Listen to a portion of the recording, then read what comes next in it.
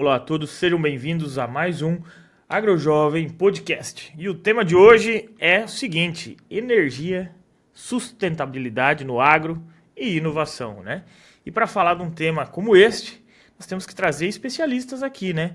Hoje vamos falar com Fabrício Iribarren, ele que é engenheiro eletricista, advogado e diretor da Gebras, que trabalha aí com bastante inovação, sustentabilidade, principalmente voltada à energia no agronegócio. Para você que está conhecendo o canal agora, é a primeira vez que está aqui, vale a pena se inscrever aqui, ative as notificações para você receber todo sábado quando sai um novo episódio.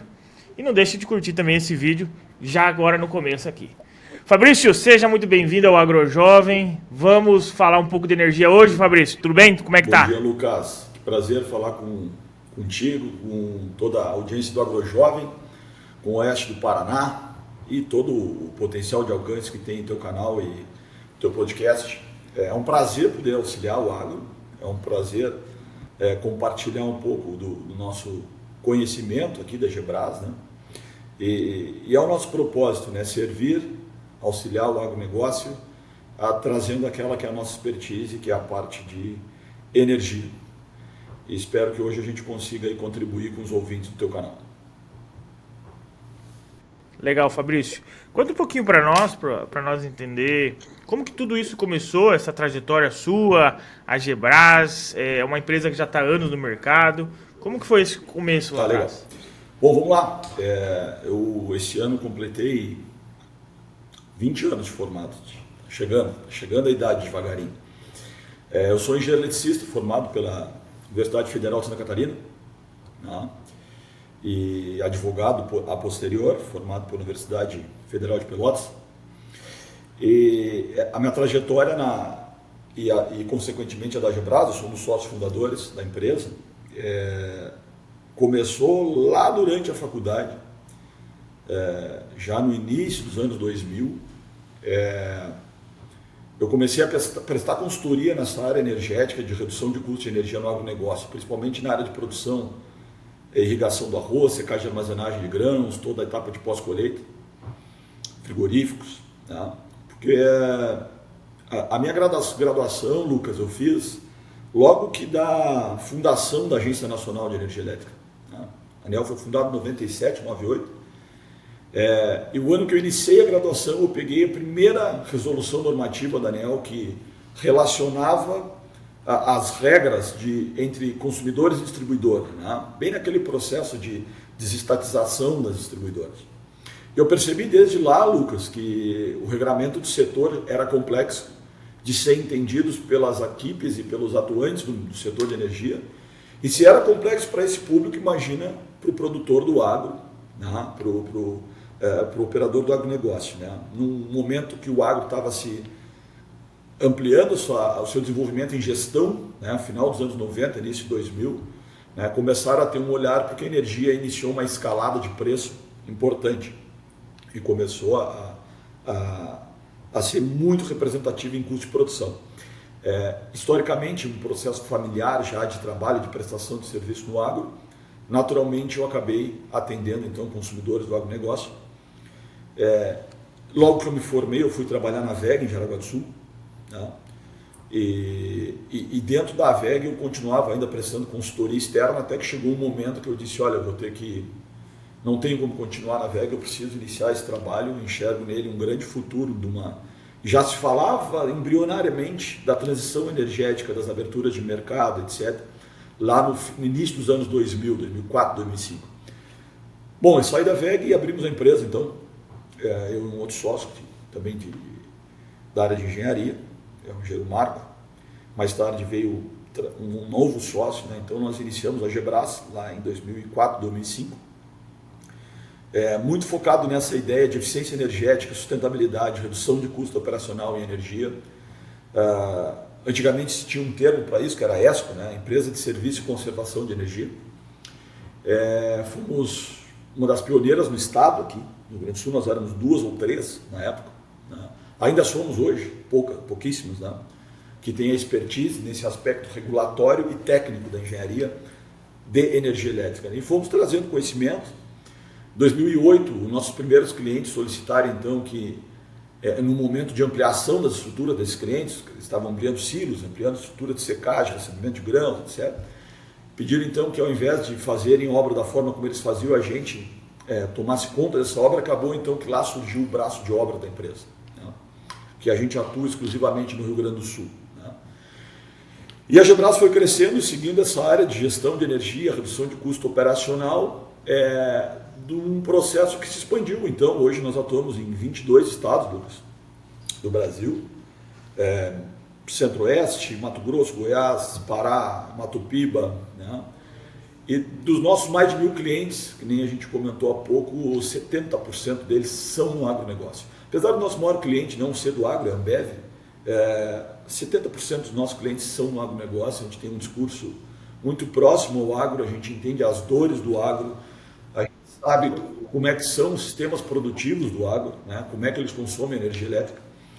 Então, nos facilita essa aproximação e esse entendimento das formas que a gente consegue apoiar, assistir, servir, e as dores que eles têm, que o produtor tem, que o agrogestor tem com relação à energia elétrica. Então, esse é um pouco da nossa história, né? Nos especializamos nessa área de como reduzir custos de operação, aspectos regulatórios de energia, e atuamos hoje, então, em mais de 180 municípios do país, aí, muito próximos ao agronegócio. Legal, legal. Então, o crescimento aí ao longo dos últimos 20 anos foi pujante. E o que é importante a gente olhar hoje, né? Qual que é a visão que vocês têm como oportunidade para o agronegócio no cenário energético atual, né? Porque a gente já vem passando por essa transição que vocês viram lá no começo que ela iria acontecer. A gente vê aí um crescimento muito grande também dessa frente de energia solar, e é um mercado que ainda ele já está acontecendo. Sim. Mas ele ainda tem muitas falhas e às vezes muitas coisas que nós podemos aproveitar. Qual que é a visão de vocês frente às oportunidades dessa nova transição energética que vem acontecendo? Perfeito. Vamos lá. O Brasil, além de ser um grande celeiro do agro, né, produtor para o mundo aí de alimentos, ele tem o grande potencial de ser um produtor mundial de energia nessa transição, certo? E o mundo já percebe isso e tem um olhar muito atento à nossa diversidade produtiva, não só de alimento, mas também na área de energia. O que eu percebo quando eu converso com alguns clientes, e mais recentemente esse aspecto de geração própria, que surgiu em 2012, mas vamos ser honestos, ele se intensificou a partir de 2015, 2016. Né? Se vai ter futuro gerar, se não vai ter futuro gerar. Eu posso garantir que sim, sempre é futuro a geração. Por quê? Mas a gente está eficientizando, a gente está reduzindo o consumo. Eu posso garantir que o consumo vai ser eternamente crescente, o consumo de energia. Certo? Nós estamos iniciando processos de implantação de tecnologia e automação em estrutura de aviário, de piscicultura, de pós-colheita. Tá? Nós estamos iniciando um processo de mobilidade elétrica, ainda distante do agro, mas que virá, certo? No médio prazo virá, né? Sistemas híbridos de colheitadeira, sistemas híbridos de trator, sistemas híbridos, uma série de estruturas que o agronegócio usa e que hoje ainda são atuados por combustíveis fósseis. Né? Então, essa transformação energética mostra que o consumo energético seguirá crescente. Por mais que a gente atue em sistemas mais eficientes, nós ainda temos um consumo energético no Brasil por habitante baixo, certo? Comparado a outros países do mundo. Nós ainda vamos crescer o nosso consumo energético. E onde é que vai se produzir energia? Em lugares com capacidade diária para isso. Não vai ser no meio de um centro urbano. Então o agro se desponta com uma grande oportunidade de ter essas áreas, certo? De ter essas áreas. Né? Seja para geração eólica, em lugares onde o vento é abundante, né? Zonas litorâneas, Nordeste principalmente, no Rio Grande do Sul, aqui nos Pampas, tem bastante geração eólica. E em demais áreas, o aproveitamento solar, que é o que já vem se fazendo, né? como um grande fator de desenvolvimento da geração, né? Geração solar, que só esse ano, em geração distribuída, vai movimentar 40 bilhões de reais, então ele vai se tornar um grande propulsor de PIB, né? O que eu digo sempre para essas pessoas que estão iniciando esse processo de transição energética, se preocupando com esse aspecto de sustentabilidade, ou mesmo viabilizando uma redução de custo operacional ou implantação de uma nova fonte de receita nas usinas de investimento, etc. A energia vai ser necessária no médio prazo, certo? Só tem o seguinte, os negócios na área de geração, diferentemente de outros modelos que a gente está habituado, Lucas, a fazer, são negócios de retorno de longo prazo, como a maioria dos negócios de infraestrutura, certo? Não se espera negócio desse modelo econômico para ter resultado em 2, 3, 4 anos. Tanto que todos os estudos que se fazem e projeções que se fazem nisso são projeções com payback de 20, 25 anos de tiro, né, de resultado, de trazer valor presente e receitas de 20, 25 anos, porque é o que os sistemas técnicos, as placas, os inversores, as strings, prometem de tempo em garantia. Bom, 25 anos é a idade da ANEEL, certo? Então, todo o desenvolvimento dos marcos regulatórios do país tem 25 anos. Então, nós estamos projetando implantação de investimentos hoje que vão durar novamente isso. Nós estamos falando em 2050. Algumas certezas eu posso dar. Haverão modificações regulatórias no meio do caminho. 2, haverão novas tecnologias de melhoria desses investimentos. O que é fundamental do gestor do agro, ou do investidor de uma maneira mais ampla, talvez nem do agro, validar esses processos de implantação desses investimentos? Se assessorem de empresas que tenham história, credenciais, perenidade, porque vocês vão precisar desse parceiro ao longo dos próximos 20, 25 anos. Para entender o que modificou na regra, para entender a tecnologia que veio, para entender como fazer os movimentos certos em caso de alterações. Então nós estamos vivendo um momento muito oportuno e positivo dessa transição energética. Fico feliz que estamos vivendo isso. Se estivermos com as pessoas certas. Acho que esse é o grande cenário que eu tenho para pôr, Lucas. Desses negócios. É legal. E o que eu vejo acontecendo, o que eu vejo acontecendo bastante, Fabrício, eu estou aqui no oeste do Paraná, né? Mais especificamente em Palotina, então aqui tem muita avicultura, tem muita piscicultura, suinocultura também. Claro, a produção de grãos é o forte, mas o consumo de energia, a demanda é muito maior nessas atividades rurais. E a gente vê os produtores instalando os painéis solares e achando que o problema deles está resolvido, né? Mas é tudo muito recente ainda. Na sua experiência, assim, o que pode, mesmo já com a questão da energia solar implementada, pode vir a acontecer aí com esses produtores rurais, se eles não se alertarem, né? Você falou muito bem da gestão de energia, né? O que seria essa gestão de energia quando a gente pensa nas atividades rurais hoje? Perfeito. Lucas, a gestão de energia é um trabalho estratégico amplo, certo? Do qual geração própria é uma das soluções. É um dos aspectos de solução. Soma a ele toda a gestão e fundamental gestão da conexão com a distribuidora. Porque tu não consegue gerar sem estar conectado a uma distribuidora. Então essa gestão da conexão com a distribuidora é fundamental para saber se eu estou classificado corretamente, se eu estou na tarifa adequada, se eu estou usando todos os benefícios, se eu estou adequando o meu consumo a essa forma de uso, a essa forma de regulamento. As opções que existem fora do mercado regulado, por exemplo, a operação em mercado livre de energia, o segmento que a indústria opera lá desde o início dos anos 2000, desde que eu iniciei o trabalho com a Gebras, já o primeiro consumidor de mercado livre do ano 2000, foi uma indústria de São Paulo. O agro ainda é muito incipiente em mercado livre, desconhece e está começando a operar mercado livre de energia, que é uma solução fantástica, que tem reduzido de 30% a 40% no custo operacional direto sem investimento do produtor, sem qualquer investimento. É como uma opção entre eu quero ser presumido lucro real, é uma opção tarifária regulatória, né? Estou indo para um para outro. Gestão dos processos, então, ainda dentro de gestão de energia, gestão de processos, um dos grandes desafios nacionais, que vai além da energia, mas que se soma nesse processo, é a qualificação da mão de obra.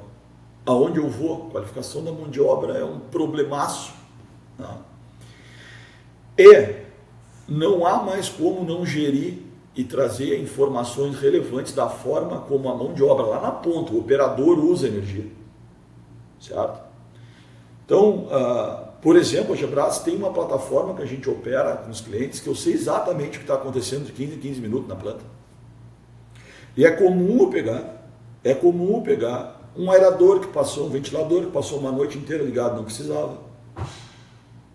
Um banco de capacitor que estourou e ninguém viu, fio daqui a 2 meses. Tá? Então, ferramentas que auxiliam o gestor a poder enxergar indicadores dessa operação lá na ponta.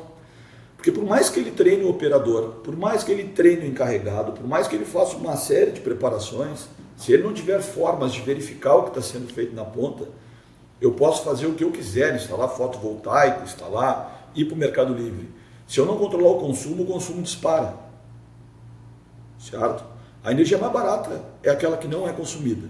Ok? Então, assim, não tem o que eu faça se eu não monitorar a forma como eu estou utilizando a energia elétrica, né? E para isso, ferramentas de gestão. E especificamente, comentou a gestão das usinas particulares, né? Como eu comentei há pouco, é um boom que nós temos de 2016 para cá. O Brasil tem hoje aproximadamente 20 mil integradores. 20 mil integradores, empresas que implantam sistemas fotovoltaicos. Esse mesmo boom os Estados Unidos passou lá no final da primeira década, 2010, 2011, certo? Porque primeiro vem um aspecto regulatório de abertura do mercado, de ajuste das regras. O Brasil, a gente optou por um modelo que é de compensação, não é de venda da energia produzida para o ente distribuidor, concessionário. Não. Então a gente compensa consumos, eu gero e me compenso. Os Estados Unidos passou por isso lá no início da década passada, fim da primeira década do século. Aí. Esse boom de integradores, empresas instalando, e restaram o que eles chamam, e tem artigos escritos sobre isso, os órfãos da geração própria. Tá? Porque todo mercado que inicia e tem um boom econômico, naturalmente ele atrai novos players, novos interessados em faturar economicamente, em demonstrar e fazer. Ocorre que muitos deles não permanecem no tempo. Então, o que hoje nós estamos vivendo é a chegada já dos primeiros órfãos, empresas que, produtores e pessoal do agro que implantou essas usinas, com empresas que eventualmente desapareceram, ou empresas que não têm o conhecimento necessário para operar essas usinas no tempo, certo? Para operar elas. Então, os cenários que acontecem, cliente que tinha feito projeto para zerar a conta, já está pagando 5 mil, 6 mil de energia por mês. Tá? Não faz ideia por quê? Nunca fez um balanço energético. Tá? Eles ganham esse sistema para monitorar as usinas, que gera as curvas de área de geração. Como toda ferramenta, não é a ferramenta que traz resultado, ela é um auxiliar do resultado. Certo? Tu tem que tratar aquela informação. E por regra, desses sistemas de monitoração, o usuário tem o máximo tesão no primeiro e segundo mês para ficar olhando e depois esquece aquele uso. E aí a usina parou porque o rato roeu um cabo, uma string parou de operar. A eficiência da usina começou a diminuir por pó. E aí eu vou dar um cenário que é muito comum no agronegócio. Nós temos um problema inacreditável de distribuição de energia no agro. O Brasil, o ano que vem, vai ter 50% acima da capacidade de oferta com sua demanda instantânea. Tá? Nós vamos gerar 150 GB instantâneo com uma demanda instantânea de 100 GB. Ok? Então, o Brasil não vive um problema de oferta energética de curto prazo. O nosso grande gargalo nacional está na distribuição. Perfeito? Então eu vou dar um cenário que é comum no agronegócio. Falta de qualidade de energia nas unidades. Certo? Sistemas que ficam sem serviço por 1 dia, 2 dias, 3 dias, pique de energia 5, 6 vezes no dia, tensão que era para estar 380, está 280, 310, 320, queima de motor, etc. Usinas fotovoltaicas precisam da energia da distribuidora para gerar, com qualidade, certo? Se eu ficar uma semana sem energia, uma semana que meu ativo ficou sem gerar. Quem é que vai buscar essa energia que não gerou? Quem é que vai atuar junto à Copel? Vem cá, eu fiz um investimento de 300 mil reais numa planta e ao longo do ano eu tenho ficado um quarto do tempo sem conseguir gerar porque a tensão está baixa ou porque eu não tenho energia. Quem é que vai lá buscar os créditos dessa geração? Porque senão o payback foi para o espaço. Né? Se eu ficar um quarto do tempo sem gerar... Tá? Então aí um cenário clássico assim, de problemas de regulação e técnica que a grande parte não tem uma atenção adequada e está ficando dinheiro na mesa. Está ficando dinheiro na mesa de investimentos que eram para ter um bom payback. Vou te deixar falar um pouco, que só eu falo. Não, eu estou pensando aqui o que o produtor consegue fazer para tentar reverter essa situação, né? Porque a gente vê isso acontecendo aqui na prática, né? O produtor ele tem lá painel, tem gerador, mas ele ainda sofre muito com as oscilações que acontecem, que vem aí de uma Copel da vida, né? E volta e meia cai tudo e aquela correria. E assim, e o problema sempre acontece às vezes quando é à noite, aí corre para gerador e daí não volta no outro dia, ele já começa a desesperar, sabe? Muitos problemas nesse sentido, principalmente no meio rural, né, Fabrício? Qualidade de energia, Lucas, é a principal dor no agro. Talvez não seja o custo, tá? Talvez seja a qualidade da energia. Porque pior do que ter uma energia cara é não ter energia, certo? Não ter é muito pior, é apavorante. E o ponto, o que ele pode fazer? Primeiro, entender que existe regra para isso, certo? Existe regra para isso.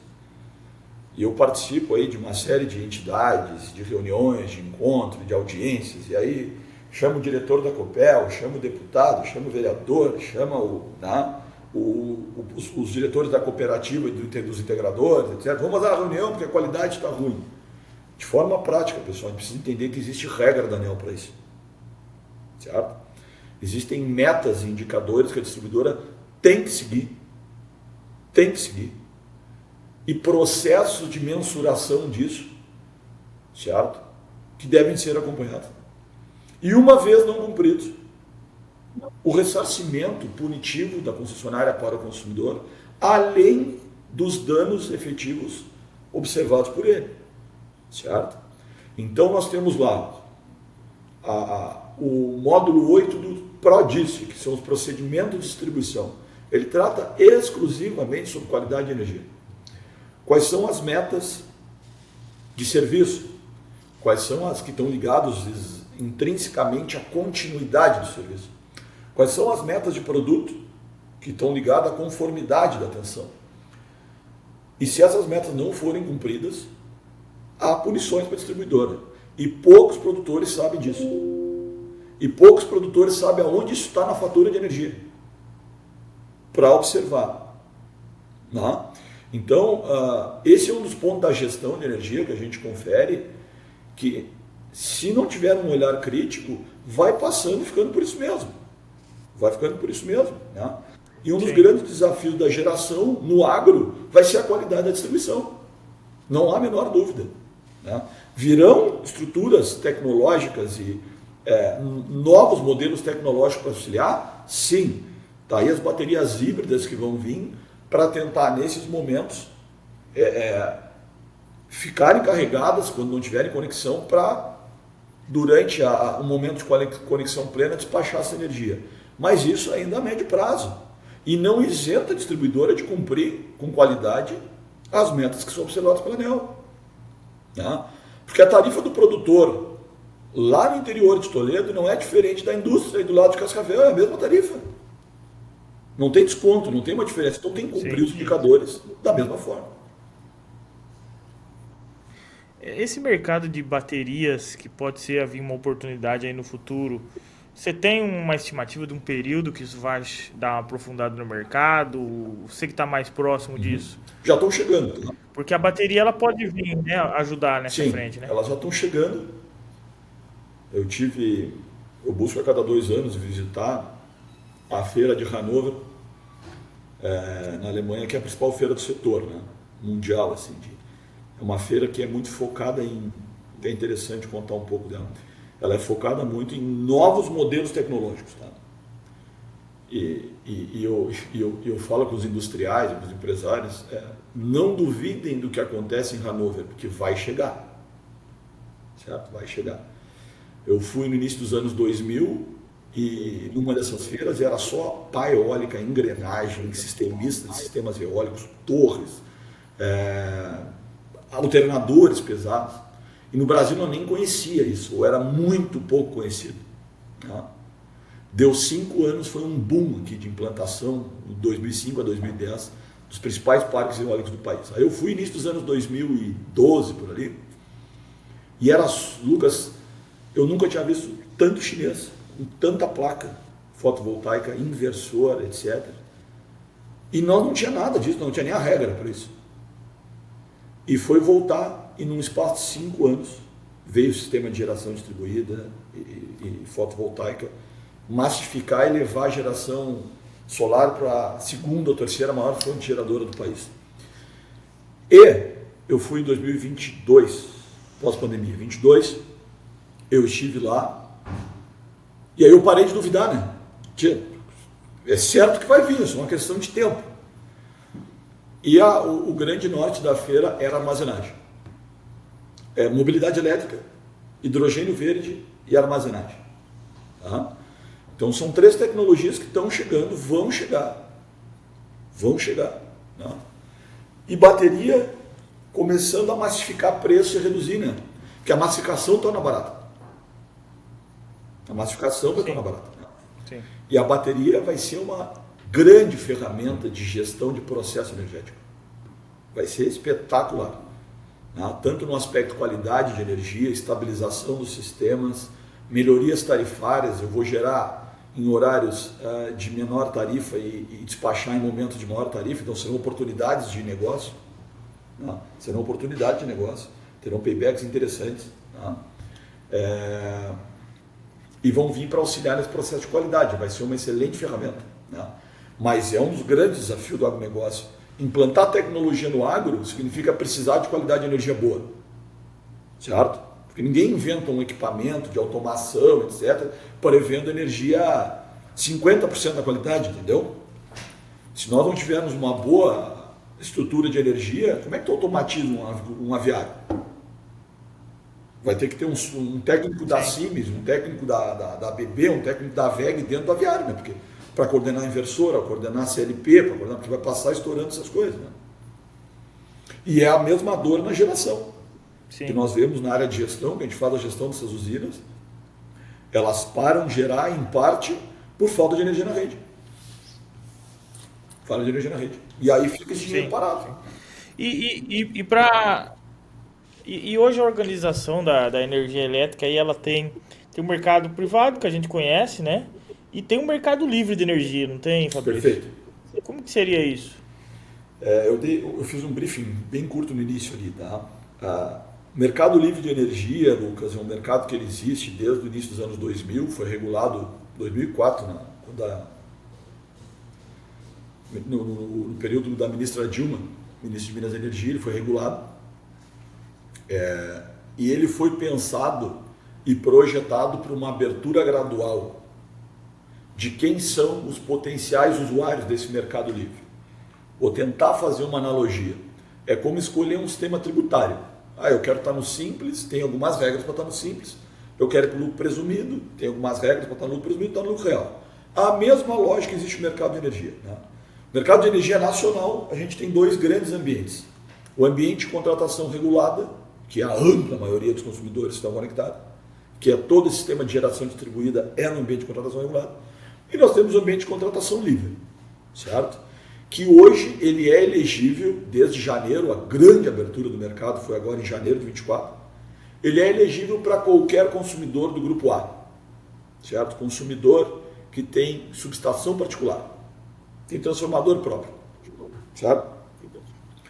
Contratei demanda, tem...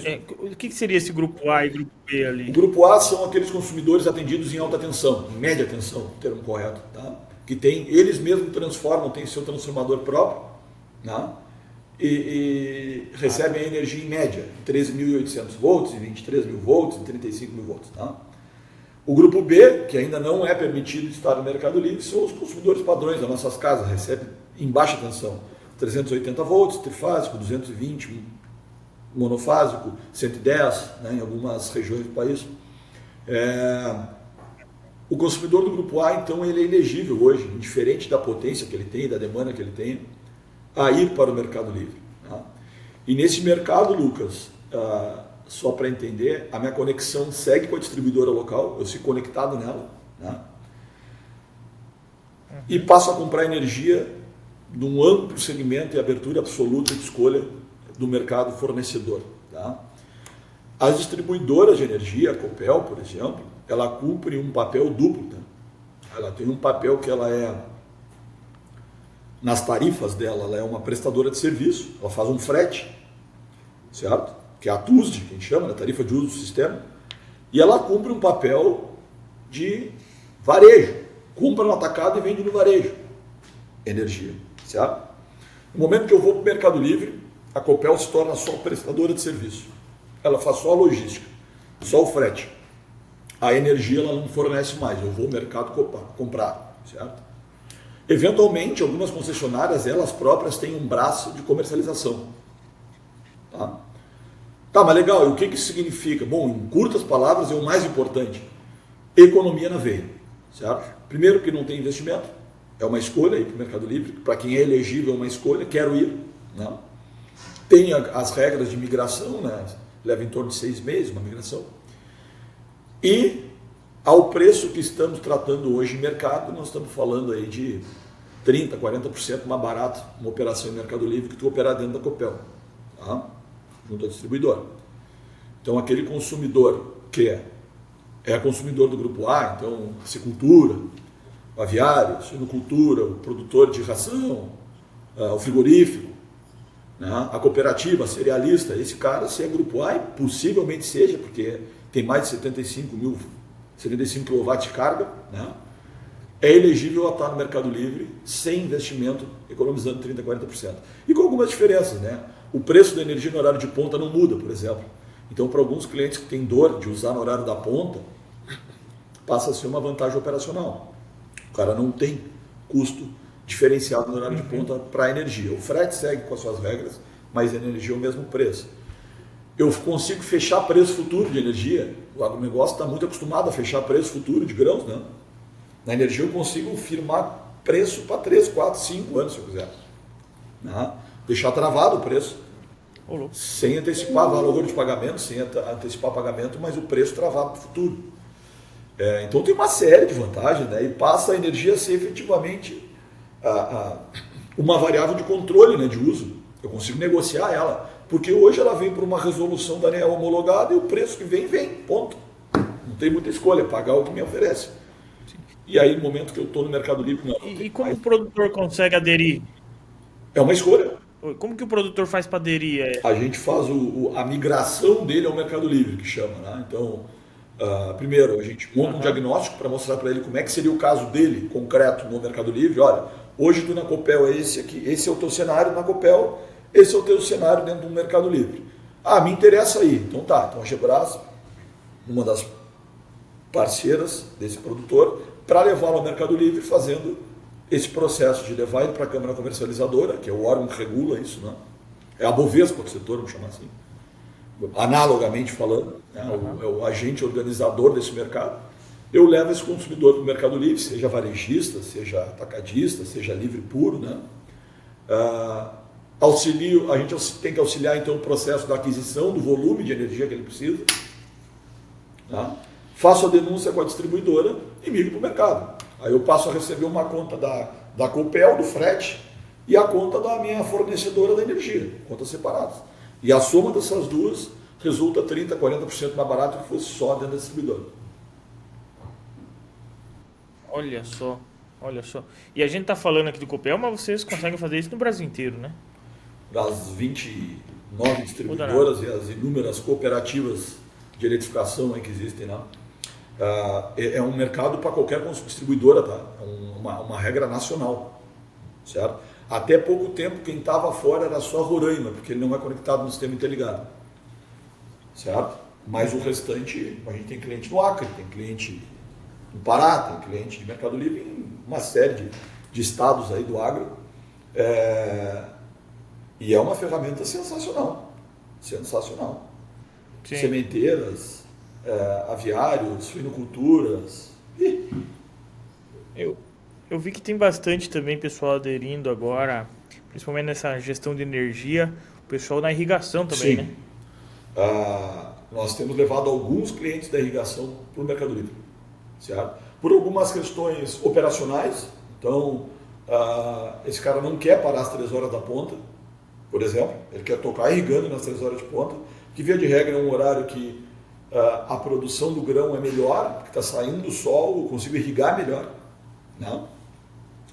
É um momento que eu tenho melhor qualidade de energia, porque via de regra o centro urbano para, a indústria mais pesada para nesse horário, né? Então a energia... E que horário que seria esse aí que você fala da O horário ponta da aí? ponta na Copel das 6 às 9 da noite. Ah, tá. É horário nobre ali. Tá? Então a irrigação tem sido uma boa ferramenta e vamos lá.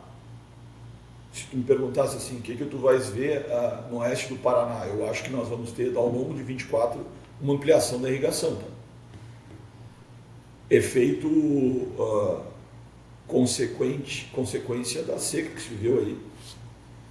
Então, se eu fosse dar uma orientação para o produtor de validação de risco, nós precisamos repensar a irrigação. Né?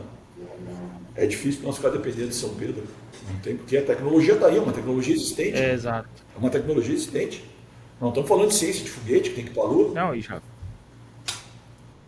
Sim. Não, e já foi comprovado que se paga, né? Se paga. Uma safra aí que poderia dar perca de safras para quem tem irrigação. Aumentar 20 sacos por hectare aí, tu imagina?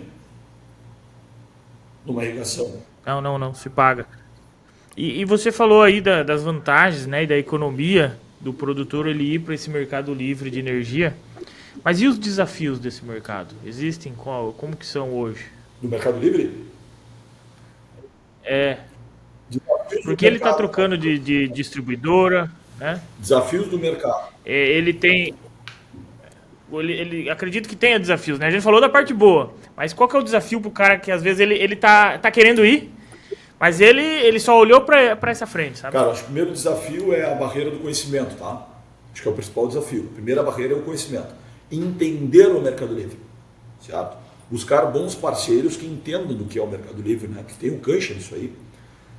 Porque o principal desafio, que é o medo, a mudança, se dá por falta de conhecimento do cenário. Né? Esse é o principal desafio. Entender que sim, existe um trâmite burocrático a ser vencido. Talvez esse é o segundo desafio. Né?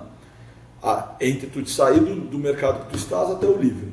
Né? Tem 6 meses que é um trabalho operacional burocrático que a gente faz, que a gente opera, mas que existe. Tá? Respeitar os aspectos regulatórios dessa migração. Né? Um outro desafio e o outro que cabe ao produtor do agro, né? E que foi bastante mitigado, é definir volumes de energia a contratar futuros, né, Lucas? Porque o agro, diferentemente da indústria, tem sazonalidade, né, meu caro?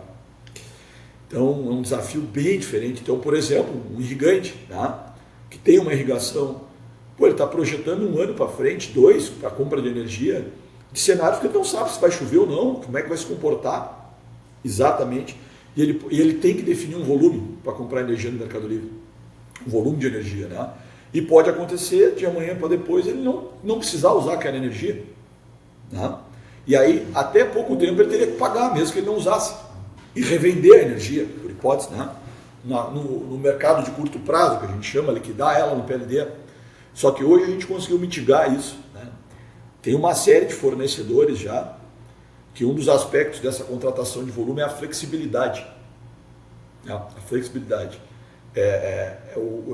Os intervalos no qual eu tenho que cumprir aquele volume. Né? E hoje a gente consegue flexibilidade menos 100%. Então quer dizer o seguinte, se eu não usar nada, eu não pago nada. Então isso é muito importante. Esse é um grande medo do produtor, que volume contratar. Né? Eu não sei se eu vou ampliar o meu consumo, e aí como é que fica se eu ampliar? Bom, então eu já contrato uma flexibilidade mais 50%, para ficar o mesmo preço se eu usar 50% a mais daquele volume. Né? Existem ferramentas, por isso que o conhecimento é o principal. As ferramentas que existem para mitigar isso. E o próprio conhecimento de entender que sem energia ninguém vai ficar. Ponto. Mas porque eu não contratei e agora eu vou aumentar, como é que fica? Eu posso fazer quantos contratos eu quiser no Mercado Livre. Ao longo dos tempos. Né? Obedecendo, claro, as sazonalidades de preço no mercado. O ano passado, o segundo semestre, foi um semestre sensacional de preço de energia no mercado. Muito bom o preço da energia no mercado. Em especial por dois aspectos. Primeiro, que são os dois grandes vetores de formalização de preço de energia no país. Volume de água nos grandes reservatórios, certo? Nós estávamos vindo num período de laninha, que aqui para o sul é ruim, que ele representa a seca, mas que nas grandes barragens formadoras de energia do país é chuva, muita chuva. Então nós estávamos nos reservatórios tudo lotado. Esse é o primeiro pilar de formação de preço. Quanto mais chuva, mais barata a energia no Brasil, porque ele ainda é fundamentalmente de hidrelétricas, né? 60% da nossa geração. E o segundo pilar, que era a projeção de PIB, se projetava um PIB baixo por ano. Né? Então, um dos preços tem o pilar na oferta e o outro na demanda. Demanda baixa, preço de energia baixa, oferta e procura, né? Duas leis que se alteram. Então, o ano passado foi muito fácil tomar decisão e ir. Certo? Foi muito fácil. Ainda está fácil, mas já está um pouco acima do preço do ano passado, a energia. Muito pelo cenário de El Niño, que por sua vez gera seca no Centro-Oeste, aonde estão os grandes reservatórios. Né? E que agora, já enfraquecendo El Niño, a perspectiva é que segundo semestre já tenha novos cenários de melhoria de preço por causa do excesso de chuva. Né? Via de regra, fevereiro e março são meses ruins de comprar energia, o que não quer dizer que não se toma a decisão de ir. Né? Porque é que nem no agro, assim, olha, quando a soja chegar a 130 eu vou vender. Ela pode não estar hoje, mas a decisão eu já tomei. Certo? Mercado livre de energia é a mesma coisa. Olha, eu vou para o mercado. Quando é que eu vou comprar nesse momento? Quando ela atingir esse preço, me serve. Aí eu vou ter uma economia comparada de 30%. Né? Então, esses são os desafios internos do produtor, que é muito mais o modelo dele, né, de operação. Tirar os medos dele da migração. Né? No ambiente macro da energia do país, é o caminho natural a ampla abertura do mercado. Certo? Ainda ontem saiu uma notícia do ministro de Minas e Energia indicando que trabalham até 2030 para esse mercado ser amplamente aberto, inclusive para o grupo B, consumidor residencial. Não. Só para entender um cenário de tempo, como é que isso ocorreu, até o ano passado nós tínhamos entre 10 e 15 mil unidades consumidoras no Mercado Livre, que poderiam estar no Mercado Livre, né? Que era o que permitia tecnicamente estar. A abertura do mercado para qualquer consumidor do Grupo A agora abriu porta para mais de 200 mil unidades. Certo? Então nós vamos aumentar em 20 vezes o tamanho do Mercado Livre. É um ensaio para a grande abertura, vamos chamar assim. O que vai ser do modelo a partir de 2030, quando qualquer consumidor puder comprar, que nem é hoje, Vivo, Oi, Claro, TIM, escolher de quem vai comprar e pagar a taxa para a distribuidora prestar o serviço da entrega. Esse é o grande cenário. Legal, legal. E agora eu estou pensando do outro lado, e está acontecendo aqui isso bastante, talvez você vai entender melhor até desse mercado do que eu, que é os produtores rurais aí pegando uma área lá, um talhão que às vezes não é uma área tão produtiva, né, morro e tudo mais, a gente vem vendo muito isso, e fazendo usinas, né, com painéis fotovoltaicos para vender para fora, né. É um mercado que ainda não sabe, eu não parei para estudar, talvez você pode dar uma visão mais interessante, mas sempre pensando num retorno sobre aquele investimento, sobre criar uma renda extra. Como que você vê esse cenário aí? Tá. As famosas usinas de investimento, né, Lucas? Todo mundo fala agora. Né? Usinas de investimento.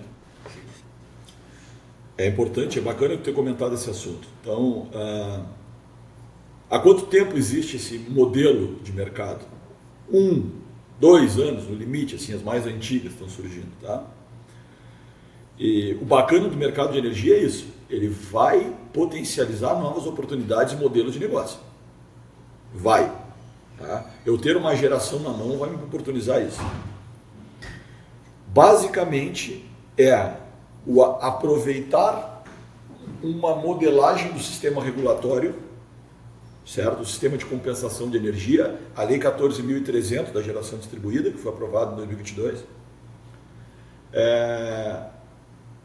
para atender consumidores que não têm condições de gerar, seja financeiras, técnicas, ou não tem interesse de gerar. Né? Então o investidor monta uma usina, certo? Um sistema de compensação de energia dentro do mercado regulado, não é mercado livre, mercado regulado. Né? Tenho a minha área lá, então, tenho meu 1 hectare, vou montar um mega de geração e vou alugar essa estrutura para algum consumidor urbano, via de regra, de grupo de baixa tensão, que é onde a tarifa é mais cara. Então, quanto mais alta a tarifa de quem consome, melhor o resultado desse negócio. Certo? Melhor o resultado desse negócio. Uhum. E vou alugar, então, essa estrutura para esse operador, esse usuário lá na ponta. Em regra, com alguma correlação frente ao que ele paga hoje de energia, que é para fazer sentido, né? Então eu vou dar um desconto de 10%, de 5%, de 15% no que ele paga hoje para a Copel e loco a minha operação. Ok? Quem é que está trabalhando no meio do caminho entre o investidor, gerador e o usuário na ponta? As cooperativas, ou os marketplaces, que a gente chama, né, desse setor.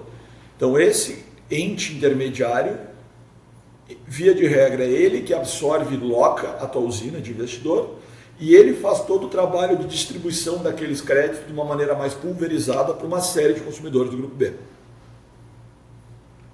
Via uma cooperativa ou via um consórcio. Né? Ou via direta. Né? Então, o cara tem um grupo de farmácias num centro urbano, tudo no mesmo CNPJ e filiais. Sim. Ele aluga aquela usina, bota a titularidade naquela conta daquela usina em nome dessas farmácias e opera. Transfere créditos dentro do sistema da Lei 14.300 e da resolução da ANEEL que regulou essa lei. Tá? É isso. Isso está acontecendo agora com o banco. Banco. Vão surgir vários negócios, né? Vários negócios nessa linha. E eu volto ao início da nossa conversa. Esses investimentos, e é um outro modelo mental do investidor, ele não está fazendo esse investimento para reduzir um custo operacional, correto? Ele está fazendo esse investimento para ser uma nova fonte de receita.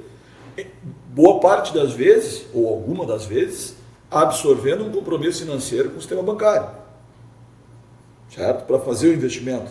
Porque não é de graça, tem que fazer o investimento. Né? Seja via cooperativas de crédito, seja conforme for. São negócios que o payback é avaliado em 20, 25 anos. A tiro desse negócio. O payback é menos, mas para ter retorno de investimento, até o 10º ano ele não deixou R$1. Então, é fundamental, primeiro, tratar com pessoas e empresas que têm o know-how do mercado. Que posso garantir que haverão modificações regulatórias no meio do caminho. Imagina, em 25 anos não vai mudar nada na regra? Vai mudar. O Brasil não... A segurança jurídica do passado não é verdadeira, imagina no futuro. Então, esteja acompanhado de alguém que entenda das regras e esteja apto a adequar o teu modelo de atuação dessa usina no futuro. E alguém que faça a gestão operacional técnica da usina. Porque se faltar energia, certo? Na Copel, nessa tua usina geradora, o banco não vai deixar de cobrar. Vai cobrar a parcela do financiamento. E tu não vai ter a receita da entrega dessa usina. Certo? Se o rato roer o cabo, porque via de regra são áreas que não vai ter um controle próximo, não tem ninguém junto, né, da operação, quem é que vai ver que parou de gerar uma parcela da usina? Quem é que está conferindo o balanço energético se os créditos estão entrando, que foi gerado efetivamente, que foi medido pela Copel? Quem é que acompanha isso? O marketplace, a cooperativa só recebe a conta da geração, a Copel me disse que tu gerou 100, eu vou distribuir 100. Mas se tu gerou 200, ou se tu deixou de gerar 150 porque a Copel faltou energia, quem é que vai brigar por ti, investidor dessa usina? Se assessorem de parceiros que estejam ao lado ao longo desses 20, 25 anos. Certo? Aí tem uma dor. A dor não é a tomada de decisão. O negócio se paga, se bem acompanhado. Ele é um bom investimento. Eu tive clientes também, produtores rurais, né? Tem 2 usinas de painel solar. Ela teve que trocar a cooperativa porque a rentabilidade não estava do que era o esperado, sabe? Trocou a cooperativa já em menos de um ano, assim. Imagina, um mercado novo o cara já trocou em um ano. Ponto importante, entendimento. Se alguém te oferecer 4% ao mês, tá te mentindo. Esse negócio não deixa 4% ao mês. Certo? Que negócio deixa 48% ao ano? Não tem. Nem droga, eu acho que deixa isso, entendeu? Então, assim, é mais importante, não é, mas os caras não são sérios. Não, o tomador de decisão precisa ter bases adequadas de noção de investimento, entendeu? De gestão de investimento. Que negócio que deixa 4% ao mês? Não deixa. Tá? O negócio deixa entre 1% e 2%? Sim, aí nós estamos numa fase de realidade do negócio. Tá? Então, mas o cara me ofereceu 1% e o outro 2%. Eu me atirei no de 2%. Cara, o de 2 existe há 1 ano, não tem funding suficiente. Se o cara não pagar ele não consegue te pagar a locação. O que tu prefere, 1 ou 2? Um que paga ou 2 que não paga? Eu prefiro 1 que paga.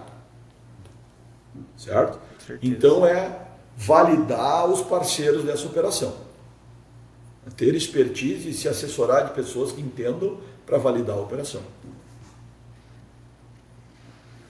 Show de bola, show de bola. A mente vai assim, ó. Agora que a gente vai vendo as coisas acontecer, né? E às vezes não está por dentro de como funciona ou dos problemas que podemos encontrar por aí, né? É óbvio. E a gente tem muito cliente aí que tá apanhando, sabe? E os negócios estão acontecendo, muito né? cliente apanhando. Os negócios estão acontecendo. Eu vi muito na show rural da Copavel esses negócios acontecerem. E que bom que estão acontecendo. Mas como todo modelo de negócio novo, ele vai atrair aventureiros, saiba como tomador de decisão filtrar os aventureiros. E se assessorar primeiro de pessoas sérias, que conheçam o modelo e que conheçam o mercado de energia, certo? E sabedores que é um negócio de longo prazo, que não existe magia, que existe conta. Sim.